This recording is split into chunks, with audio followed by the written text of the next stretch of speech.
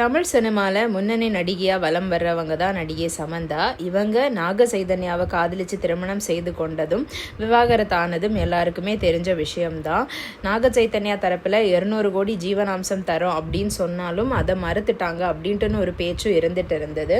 இந்த நிலையில் இவங்க 2வது திருமணம் செய்து கொள்ள போகிறாங்க அப்படிங்கிற ஒரு விஷயம்தான் இப்போ பரபரப்பாக பேசிகிட்டு இருக்காங்க. தமிழ் சினிமாவில் அவங்களுடைய கரியரை தொடங்கின சமந்தா தெலுங்கில் போய் நடிக்க ஆரம்பித்தாங்க. அப்போதான் வந்துட்டு நாக சைதன்யா கூட அவருக்கு காதல் வந்துச்சு. அதுக்கப்புறம் வீட்டில் சம்மதம் கிடைச்சதை தொடர்ந்து 2017ஆம் ஆண்டு திருமணம் செய்து கொண்டாங்க. அதுக்கப்புறம் திடீர்னு 2 பேருக்கும் இடையில வந்த மனஸ்தாபத்தில் 2 பேருமே மனப்பூர்வம் விவாகரத்து செய்து கொண்டாங்க. எதனால் விவாகரத்து பண்ணிக்கிட்டாங்க அப்படிங்கிறத 2 பேர் தரப்புலையுமே சொல்லவே இல்லை.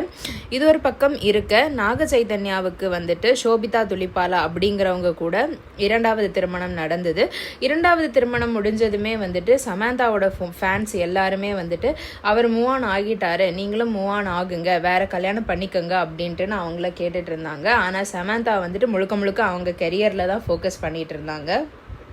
இப்படி இருக்கிற இடத்துல ஃபேமிலி மென், சிட்டடல் போன்ற வெப் சீரிஸை இயக்குனர் ராஜ் அண்ட் டிகே, அதில் வர ஒருத்தர் தான் ராஜ் நிதிமொரு. இவரை வந்துட்டு சமந்தா காதலிச்சு வர்றதா கூறப்படுது. 2 பேரும் சேர்ந்து வெக்கேஷன் எல்லாம் போகிறது, அந்த ஃபோட்டோஸை வந்துட்டு சோஷியல் மீடியாவில் ஷேர் பண்ணிட்டும் இருந்தாங்க. இதற்கு எதிர்த்தரப்பில் வந்துட்டு ராஜ் நிதிமொரு அப்படிங்கிறவர் வந்துட்டு ஏற்கனவே விவாகரத்து ஆனவர். அவருடைய மனைவி வந்துட்டு இன்ஸ்டாகிராமில் காட்டமான பதிவுகளும் பதிவிட்டு தான் இருந்தாங்க.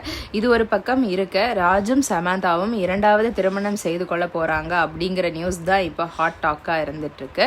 இவங்க ஆகஸ்டில் திருமணம் செய்து கொள்ளலாம் அப்படின்ட்டு முடிவு பண்ணியிருந்தாங்க. அதுக்கப்புறம் சமந்தா தான் அக்டோபரில் திருமணம் பண்ணிக்கலாம் அப்படின்ட்டு சொல்லியிருக்காங்க போல். இதுக்கு காரணம் என்னன்னா, சமந்தாவும் நாக சைதன்யாவும் வந்துட்டு அக்டோபரில் தான் திருமணம் செய்து கொண்டாங்க. ஸோ அதுக்கு பதிலடி கொடுக்கும் விதமாக அக்டோபரில் 2ஆம் திருமணம் பண்ணிக்கலாம் அப்படின்ட்டு முடிவு செய்திருக்கிறதாவும் வந்துட்டு பேச்சு இருந்துகிட்டே தான் இருக்குது. இது பற்றி உங்கள் கருத்து என்ன அப்படிங்கிறத கமெண்ட் செக்ஷனில் சொல்லுங்கள்.